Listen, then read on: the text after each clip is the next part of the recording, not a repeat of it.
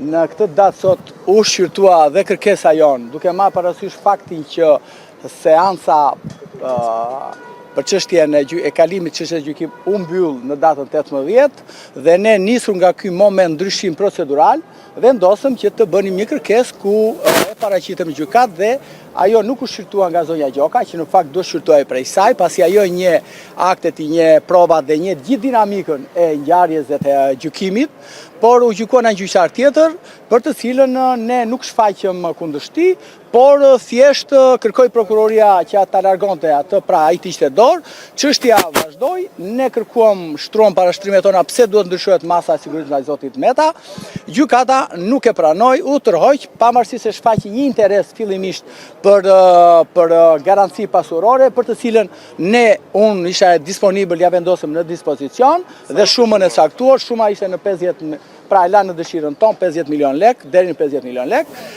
të vjetra kuptohet, dhe gjykata pasaj nuk arriti do të ngrihej në lartësinë, nuk e di kush janë arsyet, eci mirë seanca, por në momentin e fundit ka ndryshuar çdo gjë. Kështu që kjo kërkesë sot e gjitha përket të zvendësimit të madh. Ne do vazhdojmë betejën tonë, do bëjmë kërkesën tonë kur të shkojë çështja themel.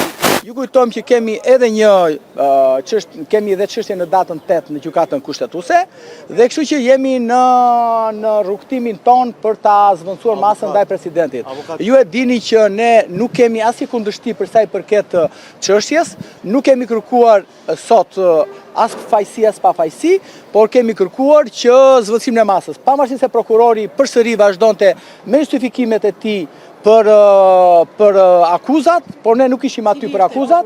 Prokuror ka qenë zoti Klapi dhe nuk ishim për akuzat aty, po ishim për zvendësimin e masës dhe arsyet pse duhet të qëndroj presidenti në bodrumet e 313-ës. Ky është turpi drejtësisë së re. Ky është turpi për turpin e kësaj drejtësie dhe turpin e kësaj gjykate, e cila po mban në prej 17 muajsh në paraburgim, edhe pse çështja ka kaluar në gjykim presidenti. E prisin të dhuratë nga gjykata pikërisht për declinin e ish. Unë ja kërkova gjyqtarit, natyrisht edhe me një hilaritet, i thash sot ja bëjmë një dhuratë presidentit, meqense afatet procedurale dhe fazat hetimore janë tashmë të ezauruara, dhe nuk kam asnjë mundësi për prishje provash, intimidim dëshmitarësh apo largim nga vendi kështu me radhë, dhe padyshim i kërkova t'ia bënim edhe një dhuratë sot në ditën e tij të lindjes 24 mars. Dhe kështu që ne këto pritshmëri kishim, ne vazhdojmë luftën Anila, dhe lufta jon, betejë jon nuk mbaron këtu, ne do vazhdojmë edhe me kërkesa të tjera, padyshim javën tjetër, kur çështja paraqitet në themel, dhe padyshim po presim edhe vendimin e gjykatës kushtetuese. Kështu që ne jemi në betejë. Ishte ish presidenti Ilir Meta dhe uroi gjykata Metën për ditëlindjen? Jo, zoti Meta nuk u paraqit vet aty, kishte bërë një deklaratë me shkrim ku kërkon të provajsoj nga avokatët e tij.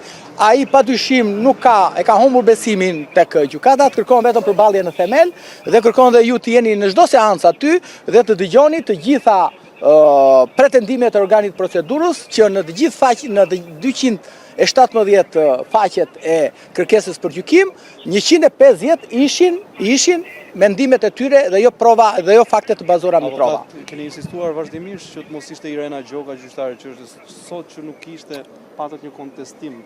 Përse? Jo, ne nuk kemi kontestim, duhet të kuptojmë diçka, ne nuk kemi kontestim.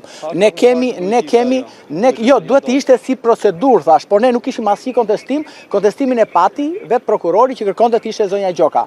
Kjo nuk u pranua nga gjykata, unë isha disponibël që ne ta vazhdonim padyshim procesin atë seancën gjyqësore dhe ashtu e vazhduam. Dhe kështu që unë parashtrova pretendimet e mia, padyshim të bazuara në të gjitha vendimet e gjykatave shqiptare dhe padyshim në gjykatat europiane të drejta njeriut.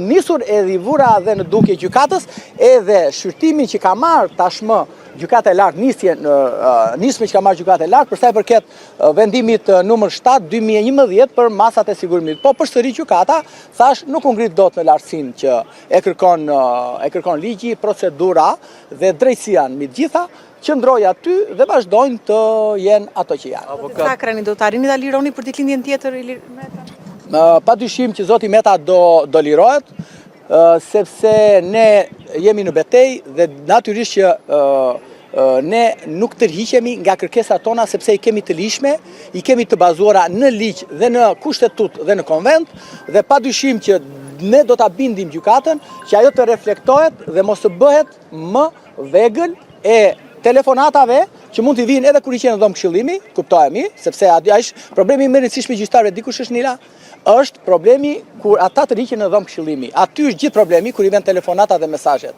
Dhe kjo e dëmton të gjithë procesin gjyqësor. Në dhomë këshillimi gjyqtarët nuk mbajnë telefon.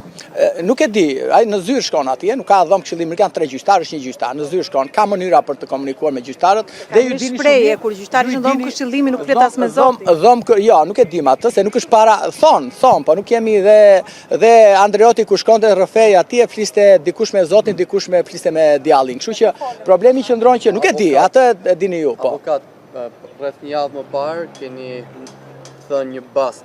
Pra, Po, i qëndrojnë basit, ditët janë në vijim, unë do i qëndroj brenda fateve dhe kështu që mos keni merak. Brenda këtij muaji do paguaj.